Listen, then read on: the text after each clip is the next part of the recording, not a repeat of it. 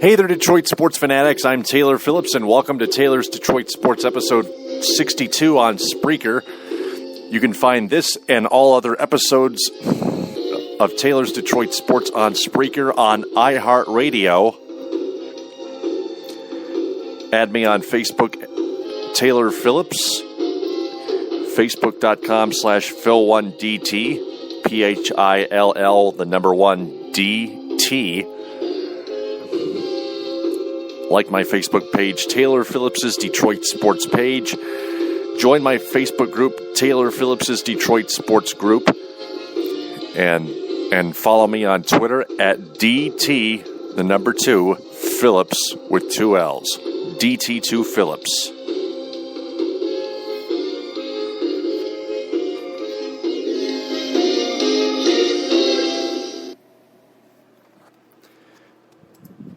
Going to talk lots of Tigers in this episode, including the 6-4 win over Cleveland to complete a sweep.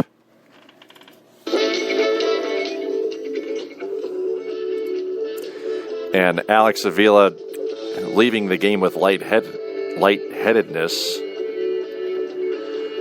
And J.D. Martinez speaking on the final trip to Minnesota coming up. And plenty of talk on closer Joe Nathan, who has really made things interesting, but has come back to finish the jobs. Also, I'm going to break down the Lions' loss to the Panthers 24-7 in Carolina.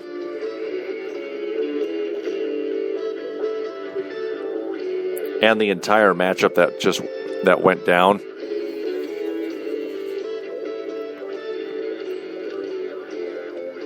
Justin Rogers grades each parts of the Lions after the loss, and what they will do with Nate Freese, who missed 2 field goals, and some injury updates as well, including one on Nevin Lawson. And finally, Cam Newton apologizes and explains his Donkey Kong Sue comment, which he claims is not racist, which sounds interesting. It may be true, too.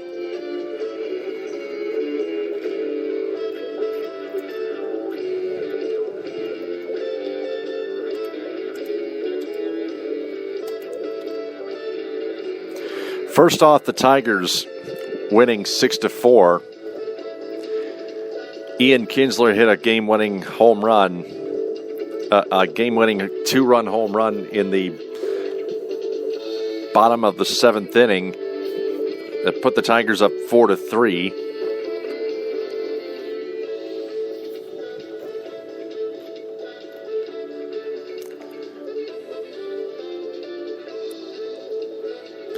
It was his first homer of this month, home run of the month. He is at .239 in the second half of the season and has struggled mightily since the All-Star break.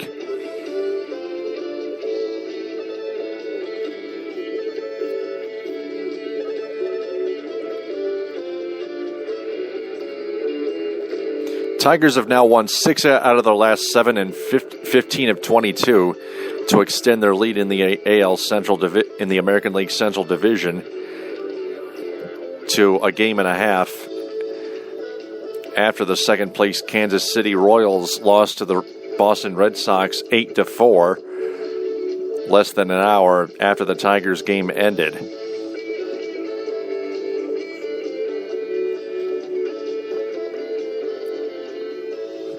The Indians' bullpen has really struggled as of late, and the Tigers' offense had taken advantage this weekend.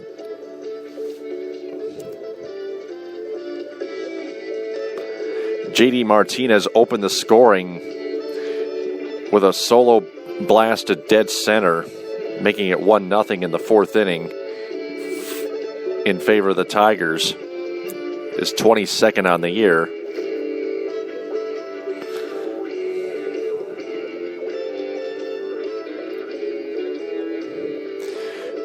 But the Indians tied it at 1 in the 5th inning when Michael Board scored on a sacrifice fly by Carlos Santana.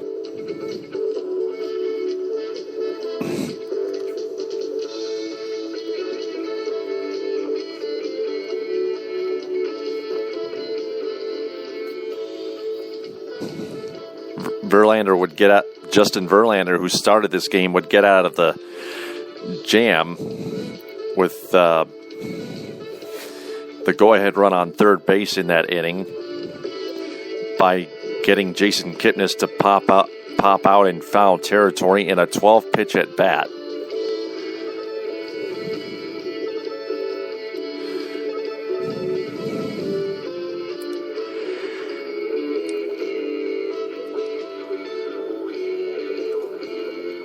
Verlander got himself into another jam, and Brad Ausmus obviously pulled Verlander and put in Blaine Hardy, who gave up 2 runs, including an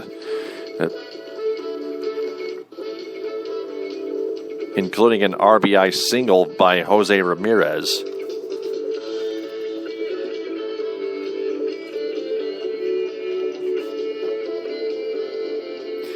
And a hit batter. He hit Michael Brantley with the bases loaded, extending the Tribe's lead to 3-1. And both runs were charged to JV.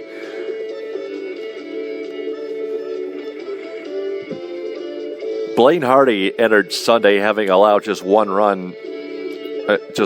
inherited runner to score this season.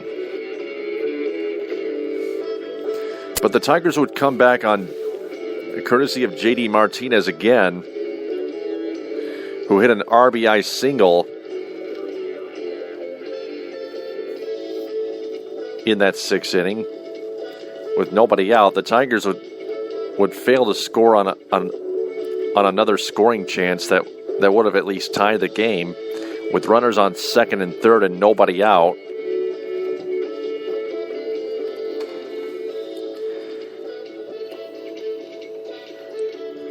And then in the bottom of the 7th, Ian Kinsler hit his 2-run home run to put the Tigers up 4-3.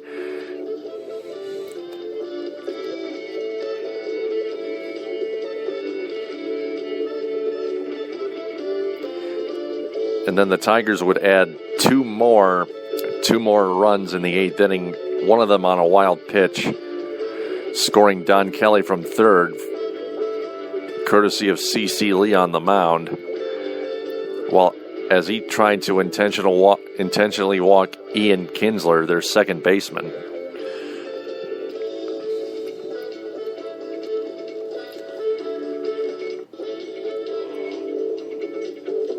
Justin Verlander went 5 2/3 innings and got a no decision, striking out 6 and walking 3. Phil Koch pitched the 7th inning and kept the Indians off the board to lower his ERA to 3.72. He would actually pick up the win. He hasn't allowed a run to score in its last 9 appearances.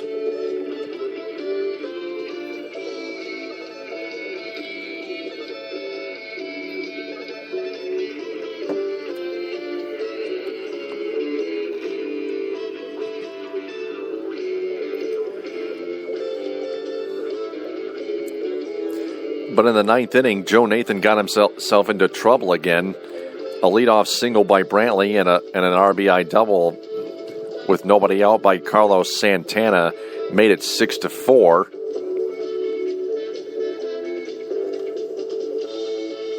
Then he walked the next batter to put runners on 1st and 2nd and nobody out.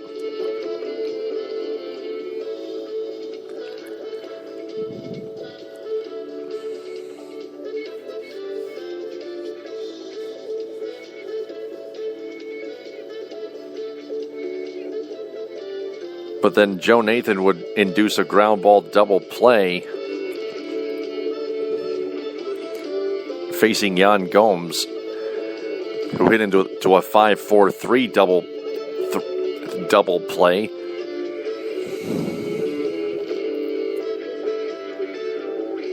And then G.I. Joe Nathan would get Jason Kipnis to fly out to left to end the game. Tigers win 6-4. Nathan earns save number 32 out of opportunity number 38.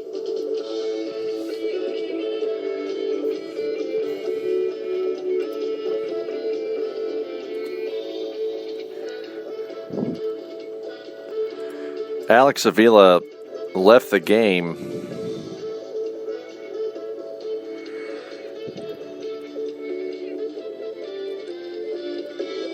with lightheadedness. He was struck by a foul tip.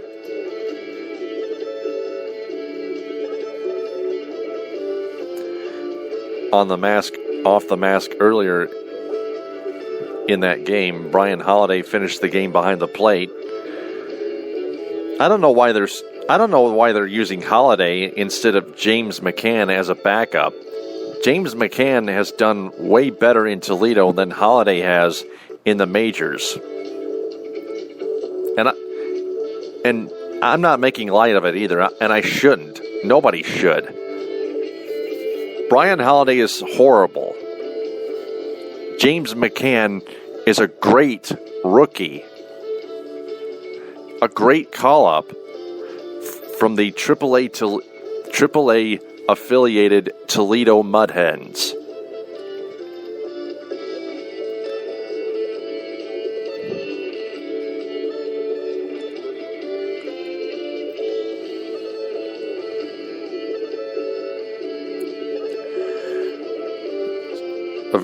Brad Osmus, the Tigers manager, said Avila had a little bit of a headache. So that's what lightheadedness means.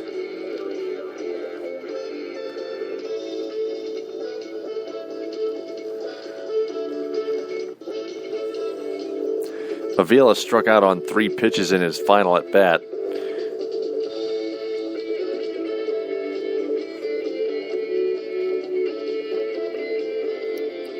He missed 3 games earlier this month after taking a foul tip in Cleveland on September 2nd. And Osmus confirmed that after the game, Avila likely won't play in the team's series opener in Minnesota on Monday.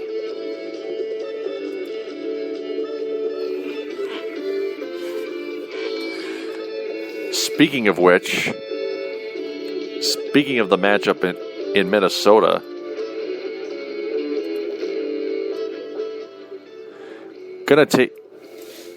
I'm gonna play a short video of JD Martinez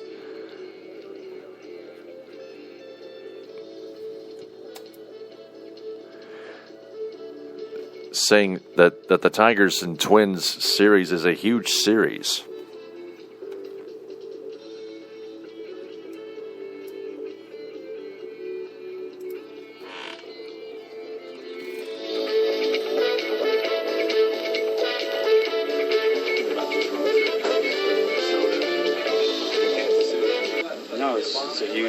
It's a huge series. So, I mean, Minnesota's no joke. You know, they've given us trouble. So, I mean, we got to go in there looking just as important as if we're going to Kansas City. You know, every game counts. It doesn't matter who we're playing right now. That's the biggest thing. You know, that's what I've learned is you don't see that pressure to force the issue. They seem very calm and very relaxed, like it's just another normal game. But they almost don't let the pitcher get away with as much, you know. I feel like just, you know, they've been making the pitchers work a lot more. You know, they watch pitches, they foul pitches off, they take every pitcher deep, whether we're winning by 2 or whether we're losing by 3. So just noticing that and being able to pick up on that. One wants to get the job done, and everybody wants to make the pitcher work. No one's just going up there, and it's very easy to throw away at bats against tough pitchers, but they're battling. I mean, everybody is, and that's one thing I noticed, and that was what I thought was like the coolest thing was that, like something to learn from.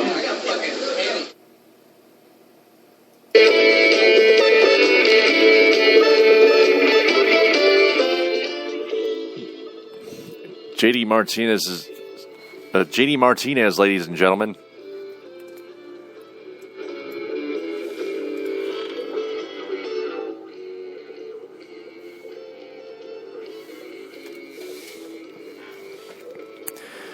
So,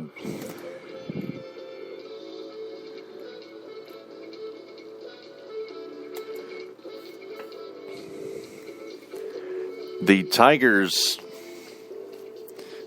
will apparently start Max Scherzer Monday night when the Tigers travel to Target Field in Minneapolis and play the Minnesota Twins.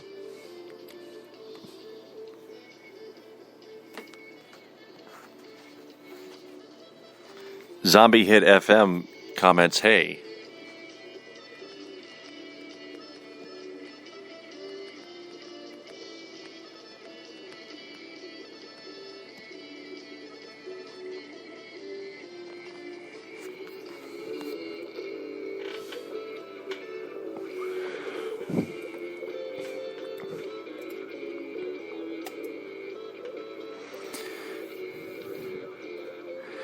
And indeed, Scherzer will start against Anthony Swarzak, who's 3-1 and a 3.95 ERA. 16-5 is Scherzer with a 3.19 ERA.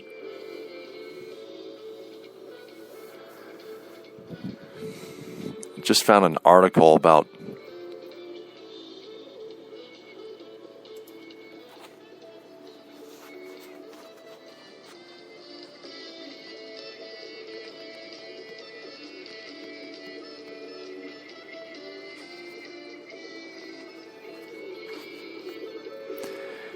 Lobstein's spot in rotation uncertain for final stretch. That means Anibal Sanchez could come back. Kyle Lobstein by Jason Beck. Kyle Lobstein's 5 innings with 4 runs allowed Saturday marked the worst of his 5 major league appearances so far, but he kept the Tigers close enough to have a chance to win late. Whether Lobstein gets another chance remains to be seen for 2 reasons.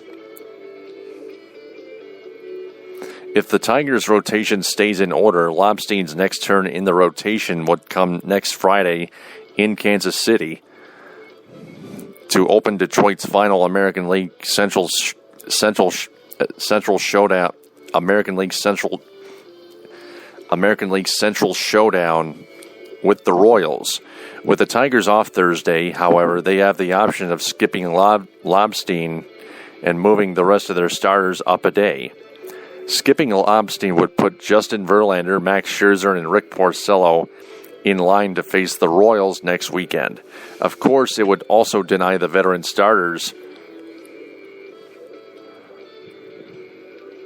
an extra day of rest as the Tigers prepare for what they hope is another extended postseason run. Detroit manager Brad Ausmus wasn't giving any hints when asked about Lobstein's start. The answer will most likely become clear in the next day or so in Minnesota. If Lobstein is skipped to start, he'll likely become an option in the bullpen, where he worked as a long reliever during the Tigers' last visit to the Twins a few weeks ago. Beyond that, Anibal Sanchez's rehab from a right pectoral muscle strain could also play into Lobstein's situation, which is what I thought.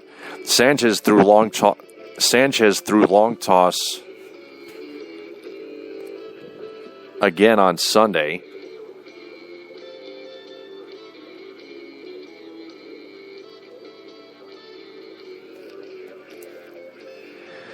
and he is scheduled to throw a bullpen session off a mound Monday. While the Tigers aren't giving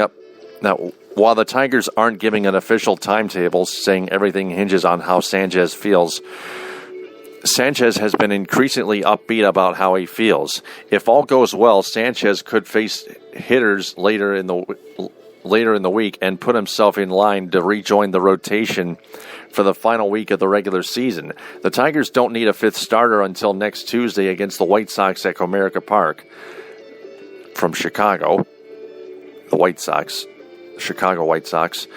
If Sanchez could fill that spot, he could make 2 starts before the end of the regular season, giving him a chance to not only pitch in meaningful games, but stretch out his arm and see if he could cover enough innings to warrant inclusion in the postseason rotation. Thus, it's possible that Lobstein doesn't start again this season. If so, the fact that the Tigers won all 4 of his starts makes his contribution much bigger than simply filling a slot.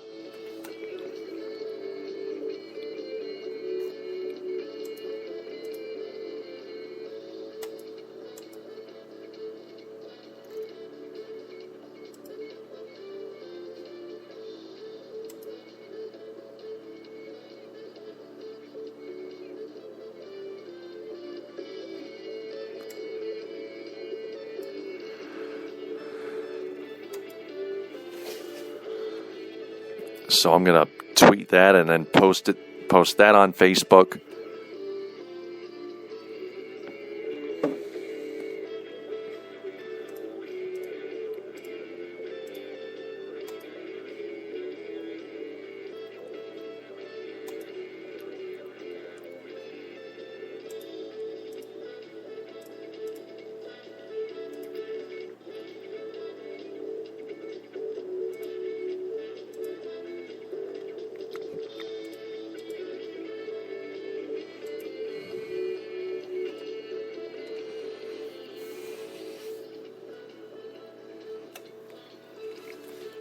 Okay, now to the Joe Nathan news here.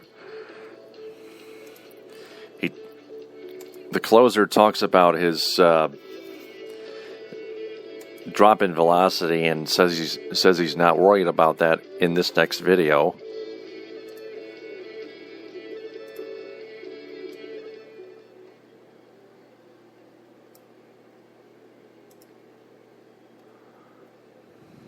Which is in the process of loading here. By the way, the matchups for this series are Scherzer versus Swarzak, Porcello versus somebody, and Price versus somebody. I'd say the Tigers sweep this series. All games start at 8:10 on Fox Sports Detroit and 97.1 The Ticket and the Detroit Tigers radio network.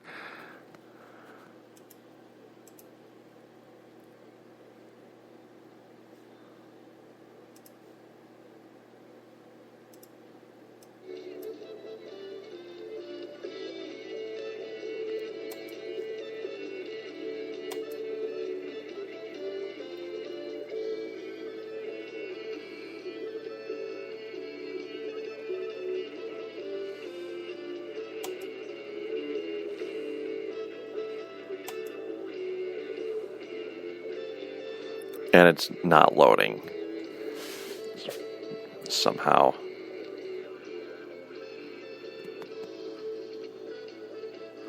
Now it is. Okay, I got it.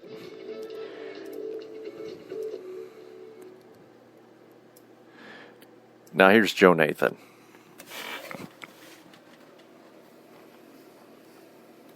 It seemed like everybody else was down too. So maybe the cool air. I noticed with Jabba, his fastball usually gets up 95, 96. I think he was 92, 93 the whole inning. So I think something was in the air. Maybe the gun felt the chill too, and didn't want to heat up. But really not worried about that. I felt good. I came in and I was talking with Rick. I was like, I felt really good. My arm felt good, and it felt like I was coming out clean with good angle, and that's more important to me. Obviously I'm I'm not all about reading the gun anymore. It used to be where I can get it up there, but now it's about location and pitching ahead. I didn't do that so much with Kipnis very well, but the rest of the guys was able to do that. The importance of it too. This almost felt like a playoff win. The way the crowd was into it, and the way you guys had to get the dramatics at the end there. Yeah, not just at the end. We come into these games with that feeling. Every game for us is not necessarily a must-win, but every time we go out there, these are, we need wins. We need W's, and we need as many as we can, because Kansas City's still playing good baseball. We knew they won today, so even though it's not a playoff game, it has that feel because we need the wins.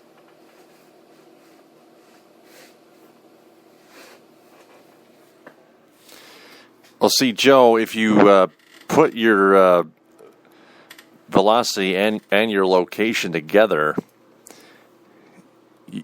you improve. You see where I'm getting at? You're a veteran, you know that, and you should know that. You should know this concept of this combo.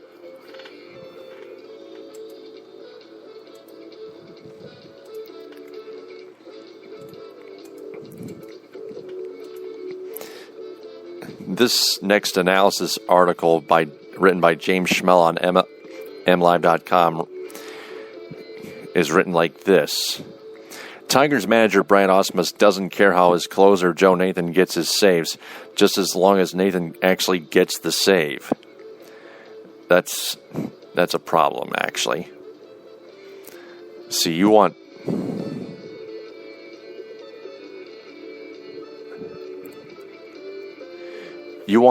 your closer to pitch 1, 2, 3 innings to become a World Series closer.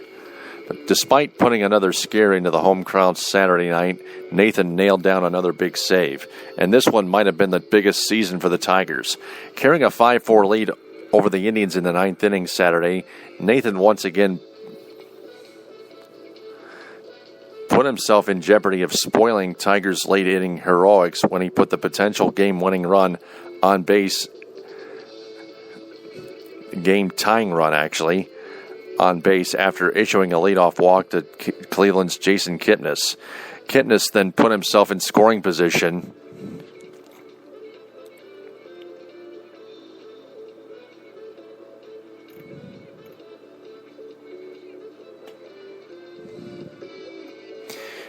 when he advanced to second on pinch runner Jose Ramirez's sacrifice bunt. But Nathan, as he's done time and time again, dug himself out of a mess and retired the next 2 batters in order to help the Tigers complete a late inning rally, and more importantly, remain atop the AL Central Division. Nathan said, quote, "Every game for us, it's not necessarily a must-win, but every time we go out there, we need wins." Those are actually must-win games, Nathan. Still can't believe he's lying to the media. He's getting the saves, but not the way we want to.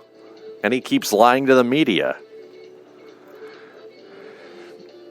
Not necessarily a win. That sounds very inaccurate in this case. You want to win to stay atop the AL Central Division. And you know that, and you should know that.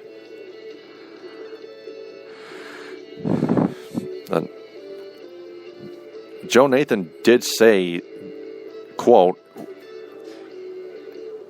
"We need W's, wins, and we need as many as we can get, but because we know Kansas City is still playing good baseball, even though it's not a playoff game, it has that feel because we need the win," unquote. Nathan entered Saturday with a 4.85 ERA and a 1.52 WHIP, both career highs for Nathan since converting to a reliever.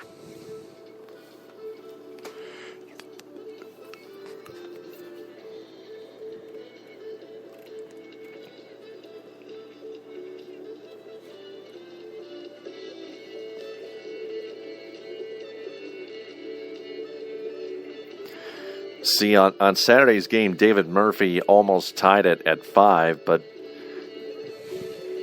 that ball landed in foul territory, and then Murphy flied out to Davis and left to end that game. Tigers won 5-4.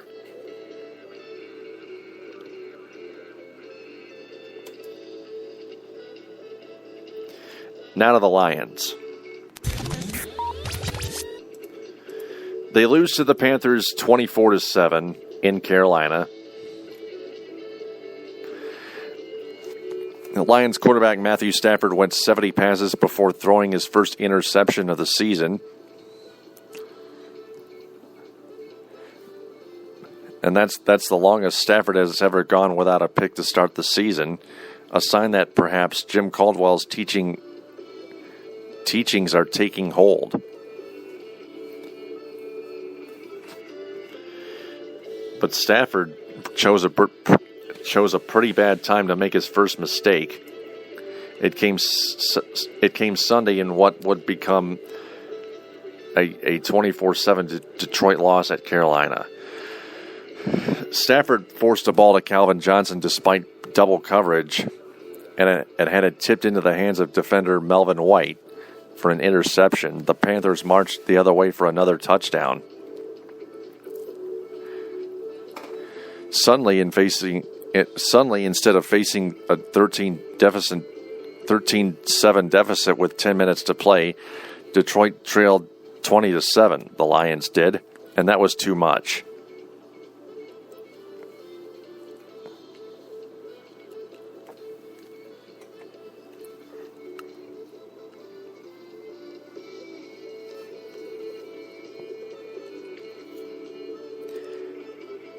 That was 21-7, not 20-7.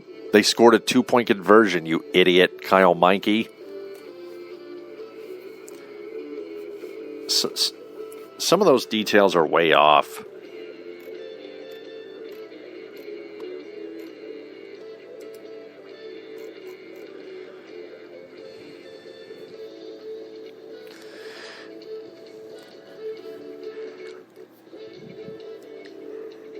Greg Hardy, a defensive back for Carolina, did not play. He was convicted in the offseason of domestic violence. Just like quite a few players have recently, including Ray Rice of the Baltimore Ravens. You all heard the news nationally. You all heard the national sports news on that. And that was just sickening.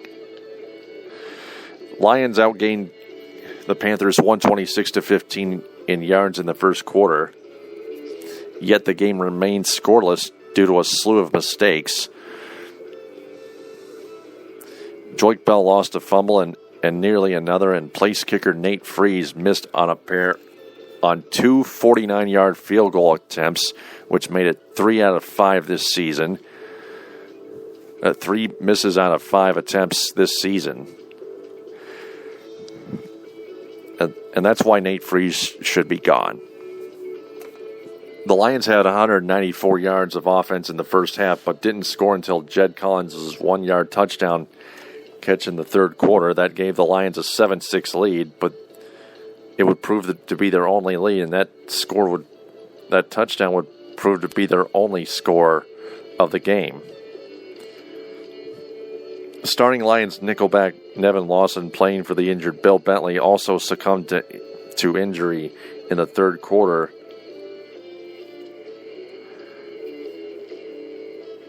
And we're going to get to that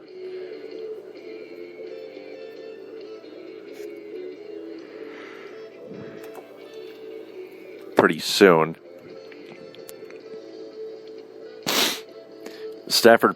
Stafford finished 27 of 48, passing for 297 yards with a touchdown and an interception. But the offensive line was a lot worse.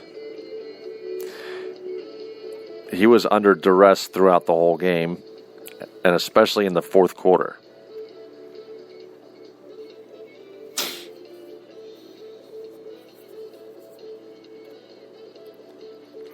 Garrett Reynolds started at right tackle in place of Adrian Waddle and Corey Hilliard. Calvin Johnson has caught at least one pass for the 108th straight game in his career, breaking Herman Moore's team record of 107. He also became the sixth player in NFL history to register 9,500 receiving yards through his first 8 seasons, and has 14 games to add to that feat.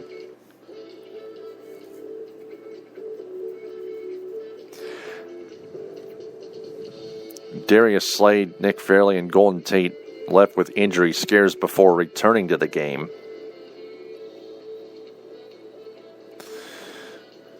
C.J. Mosley appeared to shoulder more of the load up front for Fairley. Linebacker Travis Lewis crumpled to the ground after a punt in the fourth quarter. He didn't put much weight on his right leg as he was assisted off the field.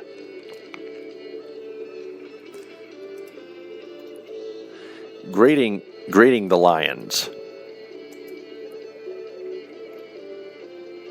Quarterbacks C+. I mentioned to you earlier Stafford's stats: 27 to 48 passing for 291 yards and a touchdown and an interception. Running backs are graded D, a mid-range D by Justin Rogers of NMLive.com. Reggie Bush only gained 32 yards from scrimmage. Joink Bell, like I mentioned before, lost a fumble. Fullback Jed Collins came up with 2 grabs, including a touchdown, but also badly blew a block that led to a sack. Wide receivers, a mid-range B. Megatron was held under 100 yards, but made a pair of difficult grabs along the sideline. He had a chance for a bigger day, but couldn't hang on to a long touchdown over the middle after the ground dislodged the ball. Undone by the rule that bears his name.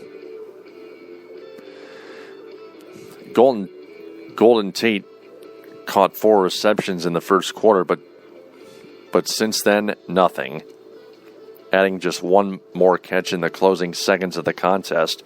Tight ends, B-. Eric Ebron caught his first 3 balls, all for first downs, including a 17-yarder that was tipped by a linebacker but fell into his hands. Joseph Fourier caught a 20-yard catch and run. Offensive line D+. The ground game continued to struggle, and Stafford was under duress more than he was in the opener. Garrett Reynolds, filling in at right tackle, struggled especially against the pass rush. Defensive line A. Detroit's front 4 were the best unit on the field for both teams on Sunday.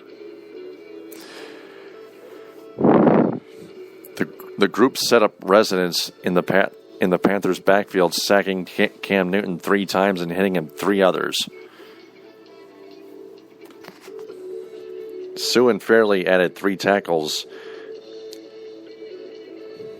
holding the Panthers to just 62 yards on 24 carries. Linebackers B+, DeAndre Levy and Steven Tulloch combined for 17 stops, including 4 behind the line of scrimmage. Defensive backs C+,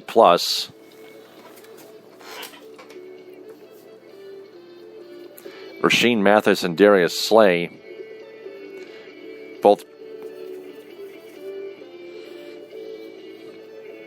broke up 2 passes in coverage of stud rookie Kelvin Benjamin. The nickel spot struggled after Nevin Lawson got injured. Special teams F, Nate Freeze's 2 missed field goals, and Jeremy Ross lost a fumble in the clutch, sealing the win for the Panthers. And the coaching was a mid-range B. There wasn't much Jim Caldwell or Joe Lombardi or Terrell Austin could do. on the player's poor execution and the 2 missed field goals, 2 lost fumbles, and an interception on a poorly thrown ball.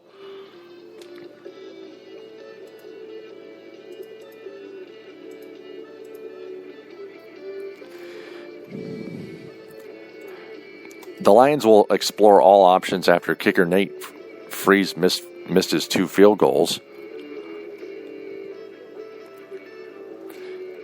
After the Lions cut Giorgio Tavecchio, there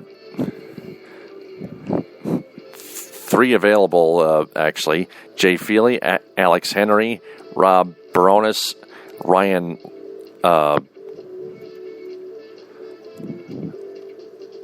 Lindell, and Michael Pilardi. Cut Freeze and go after 2 of the 5. 2 of the following 5.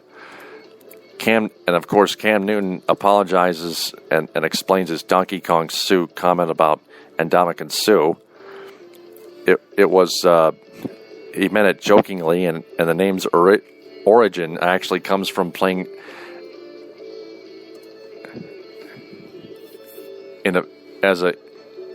playing the video game character Donkey Kong. Cam Newton says he plays a lot of video games. And that name came from him having a lot of sacks